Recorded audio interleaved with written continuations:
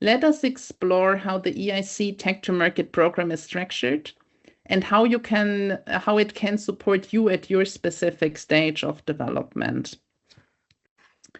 So we have already heard it. Europe has a strong research base, but excellence in science does not automatically translate into market success. Between the lab and the market, there is often a gap, the first valley of death. Great technology, but an unclear pathway to commercialization. Limited entrepreneurial experience, leading to late or long market validation. And this is exactly where this program, the EIC Tech to Market program, comes in. We help you move from invention to impact, from research result to venture pathway. And we do this through two complementary offerings. Let's focus on the first offering now, the EIC Entrepreneurial Trainings. The trainings support you in strengthening your entrepreneurial capabilities. And they are designed for teams at different stages of maturity. You can participate in the Entrepreneurship Foundation to understand the fundamentals of deep tech entrepreneurship. Entrepreneurship Immersion to build stronger business models and market strategies.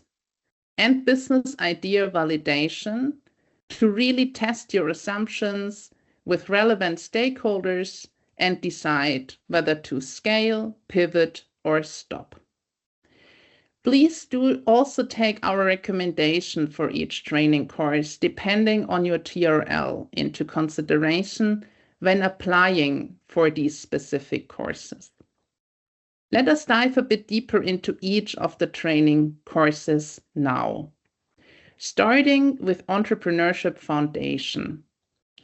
This course gives you a first idea on how to think beyond the lab, how to frame your research as a market opportunity, how to define your next concrete steps. It builds awareness, clarity, and orientation.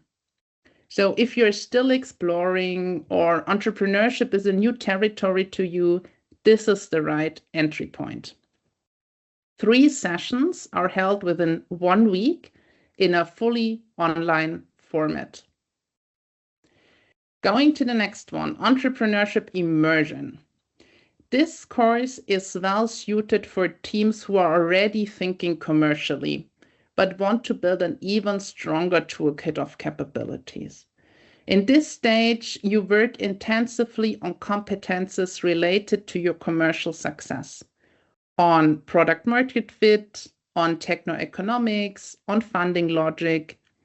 Our structured 6-module approach guides you from being an informed beginner to a venture-ready founder. And finally, business idea validation. Now let's move to application of those entrepreneurial capabilities. And this is where the business idea validation course enters the stage. This course is built around design thinking methodology. It's really a hands-on course in which you get real feedback from different stakeholders, relevant in your context, test if your initial ideas make sense, and develop your business model step by step. And to do so, each team conducts extensive interviews with different stakeholder groups. You validate, you refine, you decide, scale, pivot, or stop. And at the end, you present your results in a final showcasing session. If you have already defined a value proposition with your project team, this is your ideal entry point. Let's look a little bit at the time schedule because we will start very, very soon. So the Entrepreneurship Foundation, the first course, it runs across 6 editions in 2026. The Entrepreneurship Immersion and Business Idea Validation are delivered across 2 cycles in 2026. The first one in spring and summer, and the second one in autumn. The first training starts in a few weeks' time, at the end of March. And the exact dates are shared in the application survey.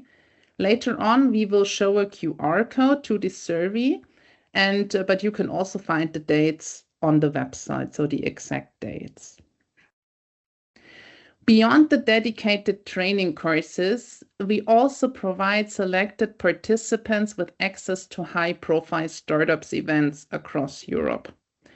And these events enable real market conversations, provide exposure to investors and corporates, and strengthen your European network. Our goal is to enable impactful interaction with investors and other stakeholders, and this is where the entrepreneurial theory meets reality. Now let's take a look at the second pillar of the program, the EIC Venture Building Services. This service is intended for more mature and validated projects. Venture building services start with a thorough initial assessment of your project. This includes market attractiveness, commercial readiness, IP review, team readiness, regulatory considerations, and other key risks. Through expert support, we evaluate how commercially promising and operationally feasible your project is. And based on this assessment, you receive a clear recommendation on how to move forward with your project. An important note, so during the venture building services, we will focus on specific thematic areas for project teams in each cycle.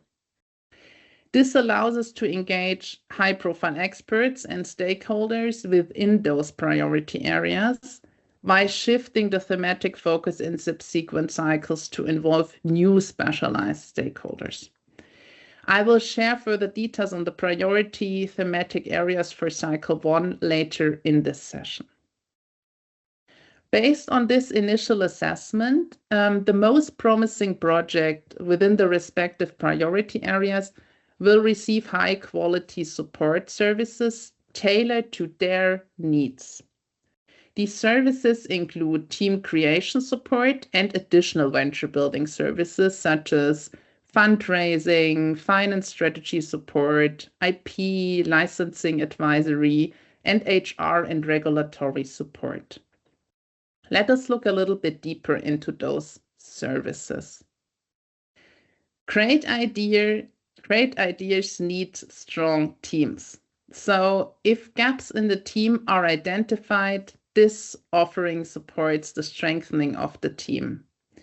It may include identifying skill gaps in the team, co-founder matchmaking, hiring other members for the broader team, or deploying embedded entrepreneurs, executive in residence, or advisor for up to 12 months. The objective is to build a venture team ready for execution. For advanced teams, the program offers tailored expert support. The ambition is to prepare ventures for company creation and early scale-up.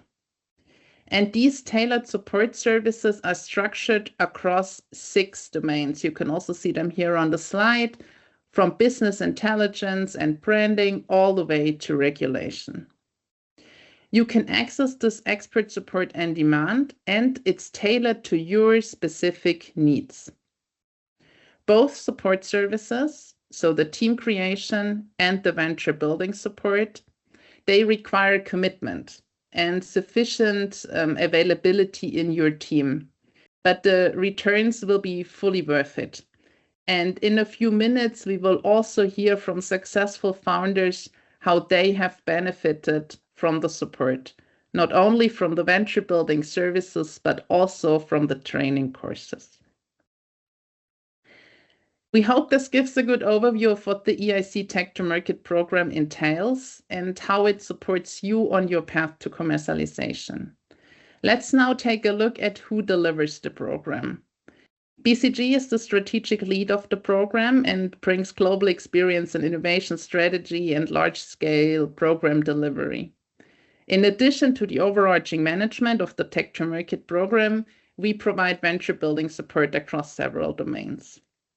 We managed to unify some of the greatest experts across Europe to make this program particularly successful. Hello Tomorrow is a global recognized deep tech ecosystem builder. They contribute deep tech scouting and evaluation expertise and access to a global network of investors and corporates. In this program, they deliver both the Entrepreneurship Foundation and Immersion courses and also support advanced venture building services. Brands and Patents is a European intellectual property and legal advisory firm. They provide expertise in IP strategy, protection, and licensing agreements.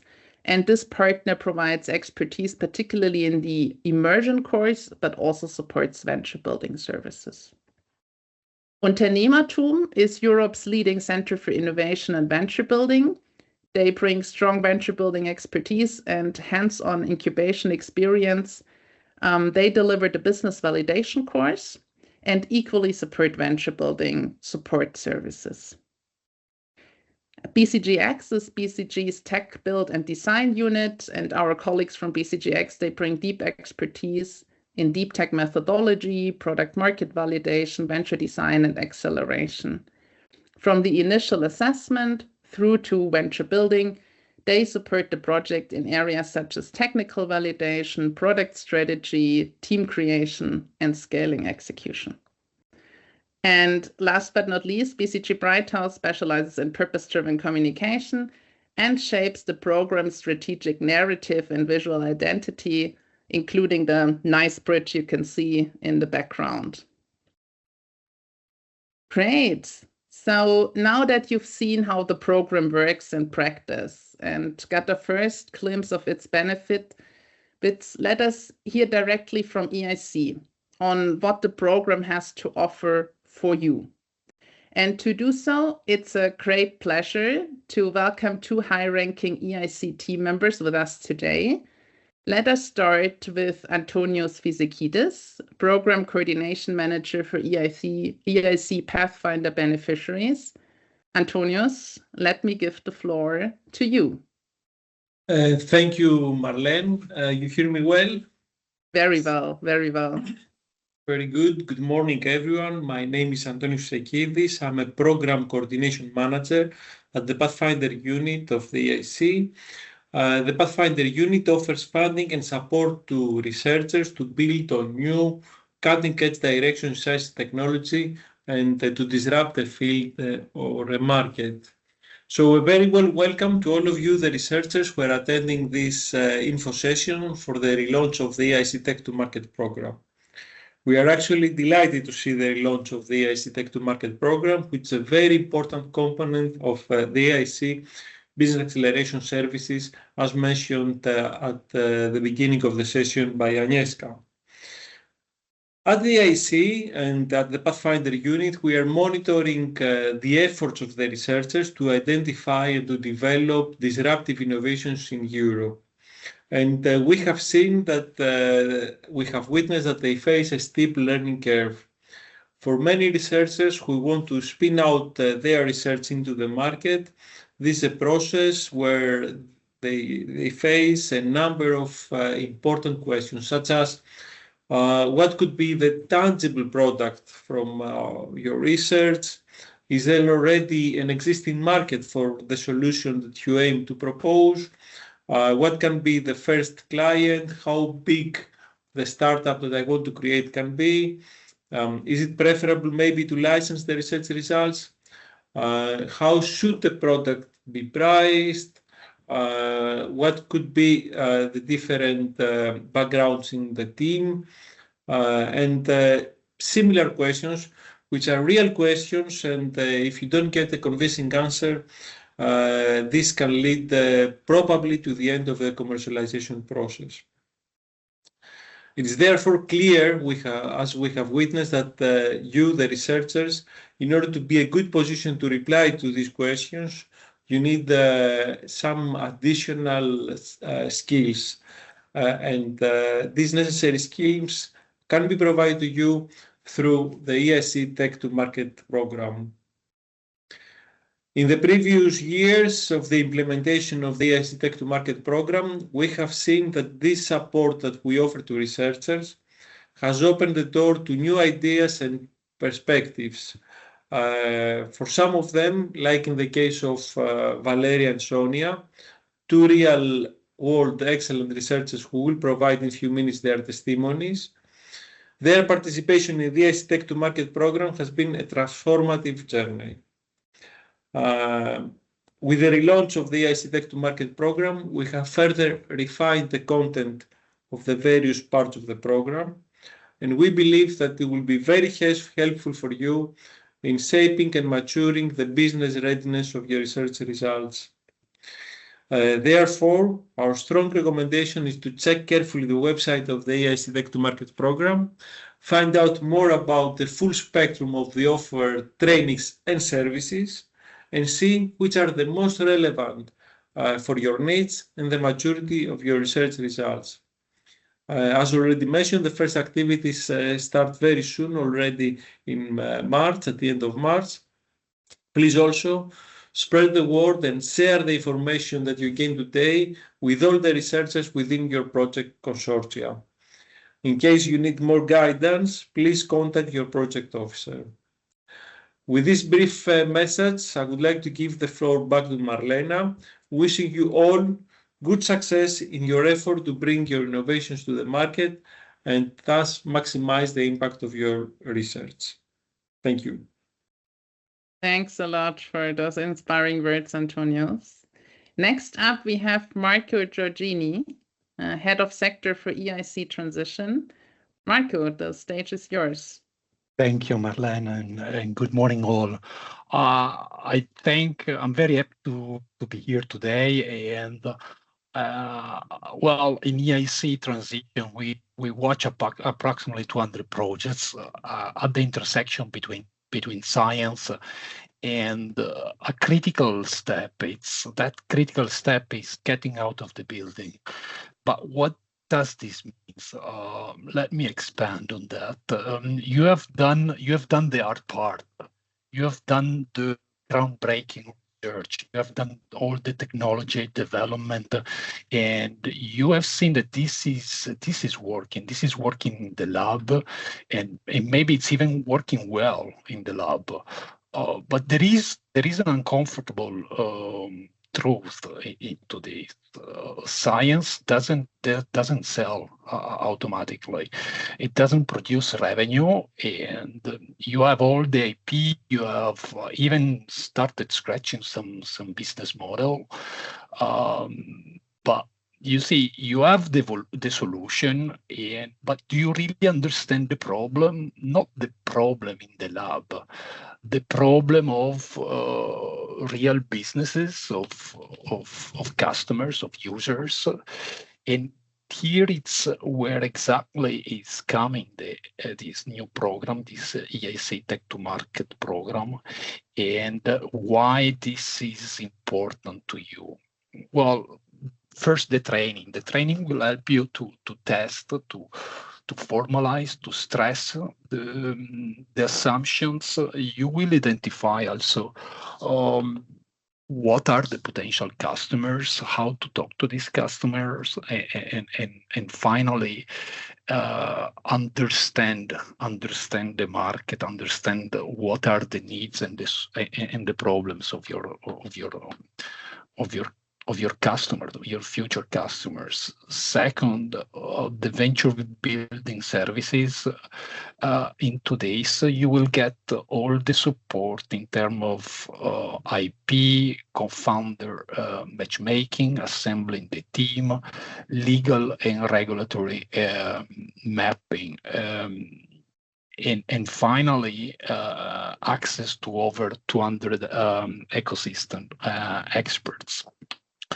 This is essentially what it means getting out of the building. I want you take a very close look at these opportunities today and the example that will be presented.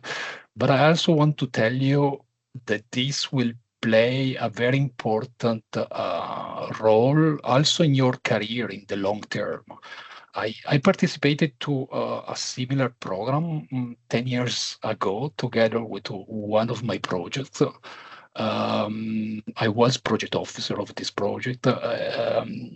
This person participated into this training, and 10 years later,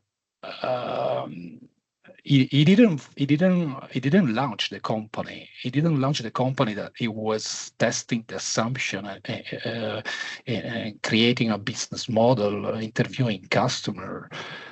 That company didn't materialize, but a few years later, he joined a team of researchers, of entrepreneurs, and is now chief scientific officer of a very important multinational company that started a few years ago in the space of alternative meat products. And I think this is, let's say, a long-term perspective you need to see, you need to think about when participating into these trainings. So it might not be your immediate project, it might not be your immediate company, while I still wish you all the success into this project, but it might be also a long-term change of mindset and even a career opportunity. So thank you very much for this opportunity, for encouraging you to go on and develop your project. Marlene, back to you. Thank you. Thanks so much, Marco, for sharing your experience. Thank you, Antonio. Thank you, Marco. We truly appreciated having you with us today. Let us now hear from two founders that have gone through the journey from lab to market and achieved remarkable results, also powered by the previous EIC Tech to Market program. We will start with Promethens and its co-founder and CSO, Valeria Grazu. Valeria, thank you so much for joining us today. The floor is yours for a brief introduction of yourself and your venture. Okay, thanks, Marlene. Thanks to all to be there and for the invitation. As Marlene comments, my name is Valeria Grazu. I'm the co-founder of Promethens and CCO. Promethens, it's built on a key exploitable result that we developed in a FET Open project called Hot Science, which I coordinated. And the technology behind this was that we developed a nanohybrid platform that allows to produce chemotherapy where and when it is needed, controlled remotely. To achieve this, we were able to develop a nanohybrid in which we're able to connect synergistically three key elements: an enzyme that allow to transform a prodrug that is non-toxic in the chemotherapeutic. But this enzyme is not working, it's not doing well this transformation at the body temperature. It needs higher temperatures to activate this transformation of the prodrug into the chemotherapeutic. So within this nanohybrid, we also integrate magnetic nanoparticles that are able to when an alternating magnetic field is applied, to absorb energy and be like nano heaters. They could warm up the interior of these nanohybrids and reach the temperature that the enzyme could start to produce the chemotherapeutic. So this was the key exploitable result, and we validate the technology in vivo, in vitro, obviously, and in vivo. If we could go to the next slide, so why it's important, this technology, or what was the breakthrough of this technology? It allows to break or overcome this toxicity efficacy compromise that traditional chemotherapy has, because it's very toxic chemotherapeutics because of the systemic toxicity, and you couldn't reach high doses where you need it.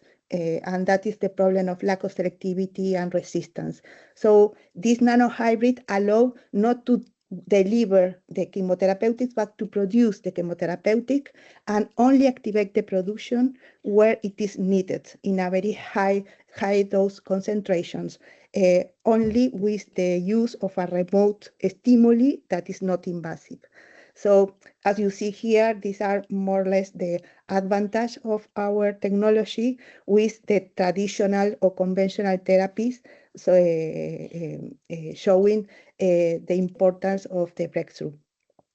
To focus this idea, it was really, really helpful of this value proposition and transform this into a company. The help of the Tech to Market program, the previous, was very important. We participate in three courses that were the Innovation Discovery Training first, the Pioneer Program for Innovative Researchers, and then also the Business Validation Program. And it was really transformative and really very helpful for us. Mm-hmm. Thanks so much for sharing this, Valeria, especially with my background as a medical doctor. I find that very inspiring. You already mentioned the Tech to Market program, and of course, we would love to understand a little bit better. What kind of hurdles have you faced prior to joining the program? So can you explain it a little bit more? Yes, at the very beginning, what we developed is a platform that will be used for different applications, not only also for therapy-based, but also for industrial-based applications. And with the focus of the therapy, we could focus on different tumors, for example. No? So we didn't know exactly how to focus or how to focus the value proposition, because at the end, you need to focus on a specific product or way. So it helped us a lot first in the innovation discovery training. That was the first one that we applied. It was very helpful to focus and also to see from others that we have something interesting, that we have something that was worthy to go to scale out. So that was very important. Mm-hmm. And then it is true that in the other programs, they help us to mature the value proposition, to give us all the inputs on the team, on the ecosystem that we need to really scale out this, and also the validation, as you mentioned. It's very, very important to validate your idea that you have proved it in your lab, but with the market and with different actors of the ecosystems. And the program give us this mindset, help us to ask them and to receive the feedback, understand the feedback, and that was very, very, very helpful also. And I think that was particularly true for the business validation course, right? I think you talked to a lot of different stakeholders. Can you explain it a little bit? So which stakeholders? Yes,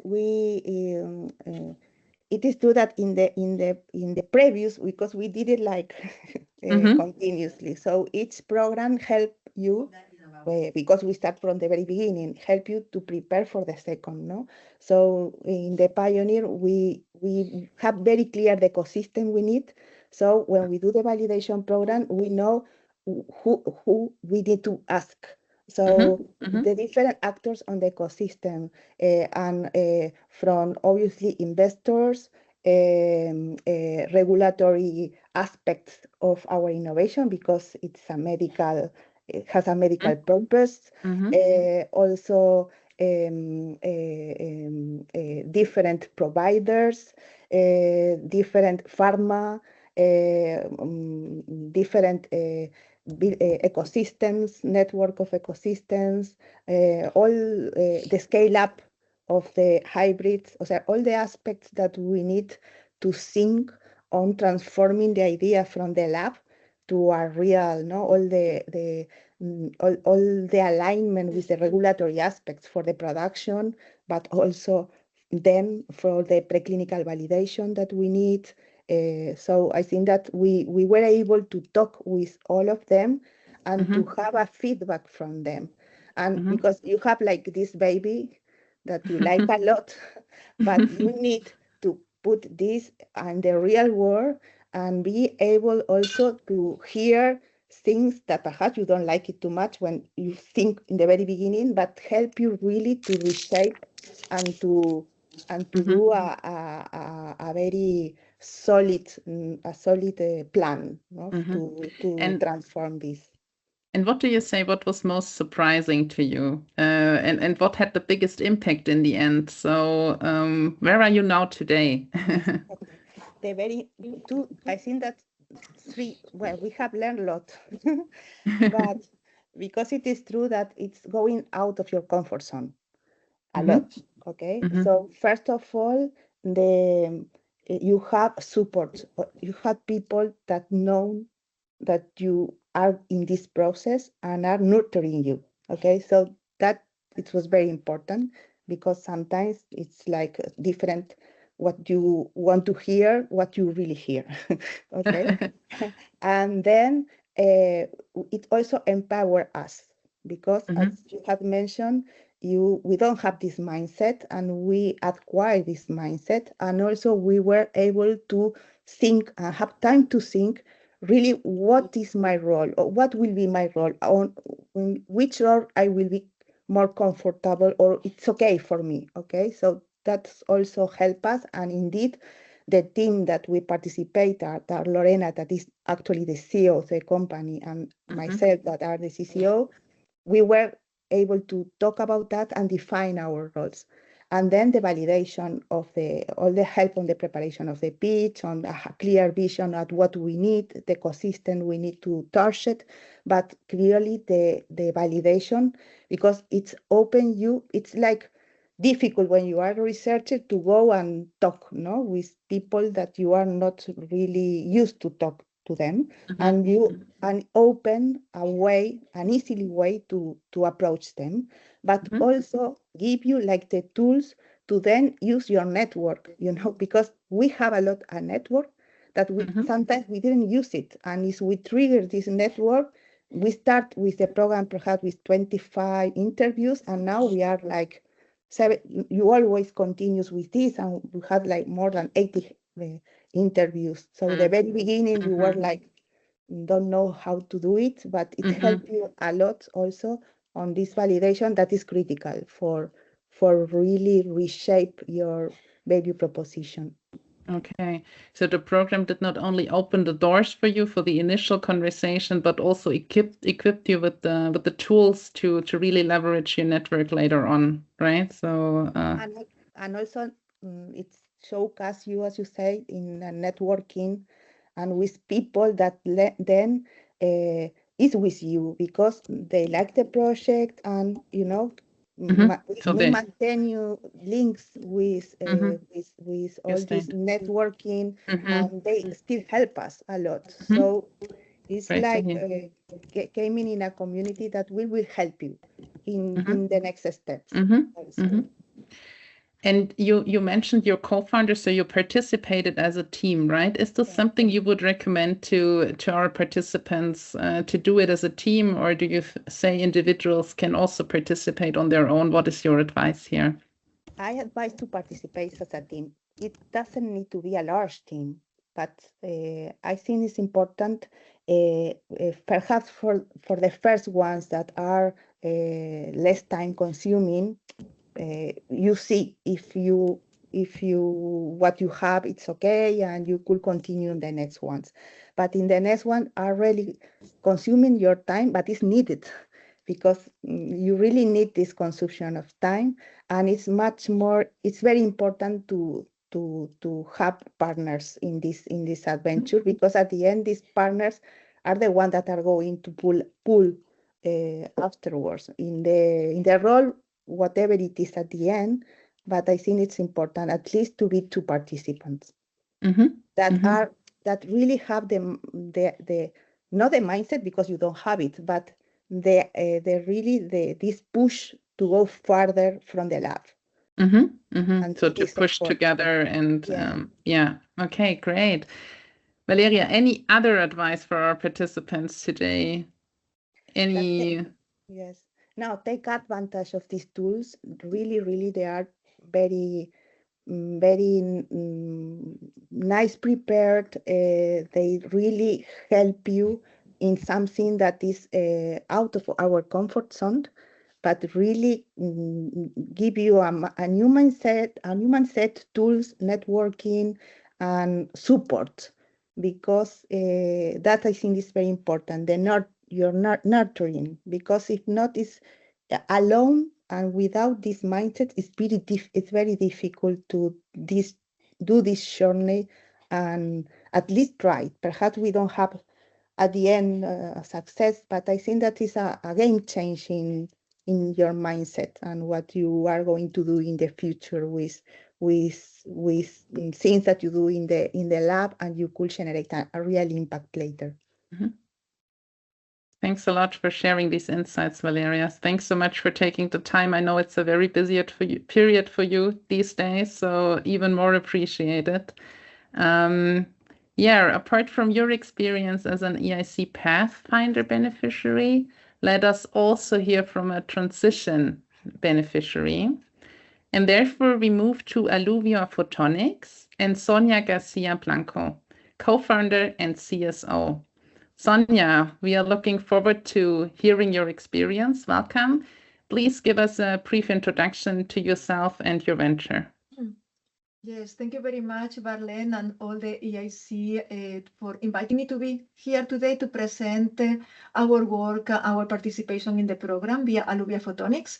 I am Sonia Garcia Blanco, and as you said, I am CSO and co-founder of Alluvia Photonics. And in this slide, I would like to present what is the motivation, what do we want to solve in the market with the technology that we are commercializing in the startup company. As you know, there is recently a very ultra high increase in the demand of data traffic due to the increase of AI, artificial intelligence. So as I show here, different applications, data center interconnects for communication between data centers, but also in telecom. In quantum computing as well, they are reaching limits. They need scalability, and also in LiDAR. And all these applications, in order to keep up with the data traffic demands, they need to package more devices on a single transceiver to be able to, to send the data more effectively. And for that, they need to have optical amplifiers. And how they are solving it at the moment is by means of fiber amplifiers. So basically a device like I show here on the right, which has an excellent performance, but as you can see is large and is not very scalable. So if you really need to include a lot of these devices on a little transceiver, which they're actually reducing in size, eventually it's not possible. Another technology that is being investigated is the semiconductor optical amplifiers that are scalable, and you can integrate them very densely on a chip, but they have limited performance. So it doesn't meet the performance of high bit rate data traffic communication. So what we have is maybe change the slide, please. Yes, so what we have been developing over the last 15 years and in the EIC transition project, Alluvia, is the aluminum oxide integrated photonic platform. So this is a platform that has many advantages, especially a very wide optical transparency window and also excellent on-chip amplification capabilities. So basically what it does, it combines the excellent quality of the amplification of fiber amplifiers with the capability for scalability of semiconductor optical amplifiers. So you can pack a lot of these devices on a single peak. So this is how we envision the system. So we have our amplifier, which has excellent performance, and many of them can be introduced at the wafer level. So it's really an scalable process. And we can combine our amplifier with also other circuits on the same photonic integrated circuit, which is a chip, like you can see here in the wafer. So we have several unique selling points of our technology that differentiate us in the market, which are ultra high performance of the devices, scalability, flexible on-chip amplification, and also the possibility of monolithic integration for higher capacity. And the technology is protected by 3 granted patents. So if we go to the next one, we have gone in this journey from the basic developments of the technology in the Alluvia project. Well, not the basic, we started actually like 15 years ago to develop the platform.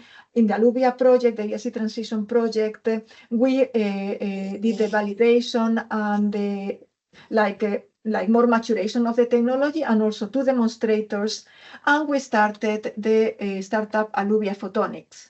And thanks to the EIC Tech to Market Venture Building Program, we managed to actually go from the research in the EIC Transition Project to where we are now, with a consolidated team that we show here, and actually starting to have some traction in the market.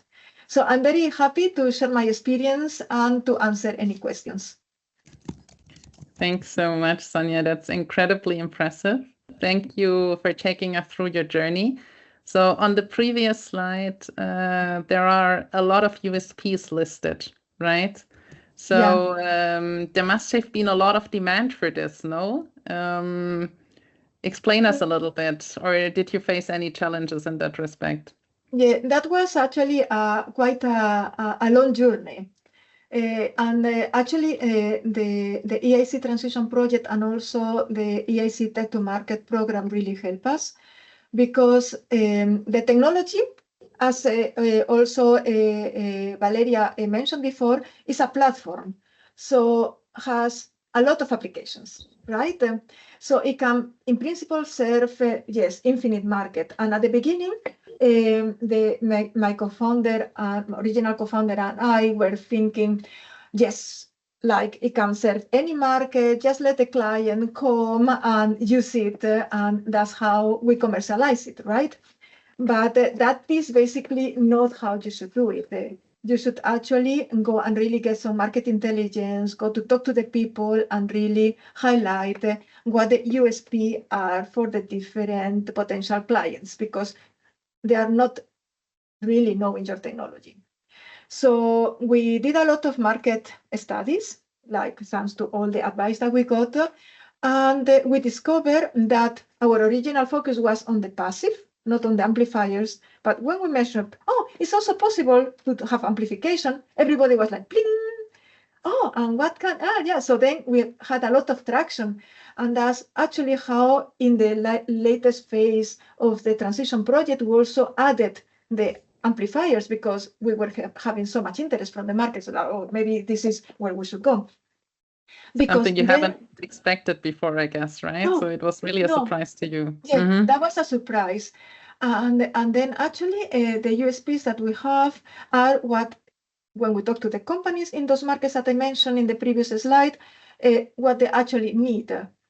So yes, but it took us a long journey actually to go and talk to the potential clients and do a lot of iterations and measurements to actually figure out the USPs that kind of benefit those markets. On your last slide, and maybe Malte, we can come to that slide, we see a picture of the team. So has this always been the team from the very beginning, or has this changed over time? No, at the original, it was myself. I don't know, I don't think you see myself, that you see me in the picture. And then Bart, who is with a black t-shirt on my right. And we had been working on the technology for many years, but was PhD student, postdoc, many years in the group. So we were very much techies, right? We were kind of pushing the technology.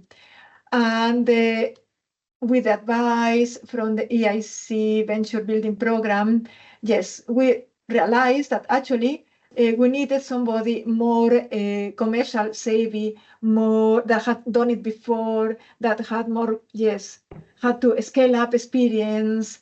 And thanks to the program, we participated in all the phases. And the second phase was the Entrepreneur in Residence program.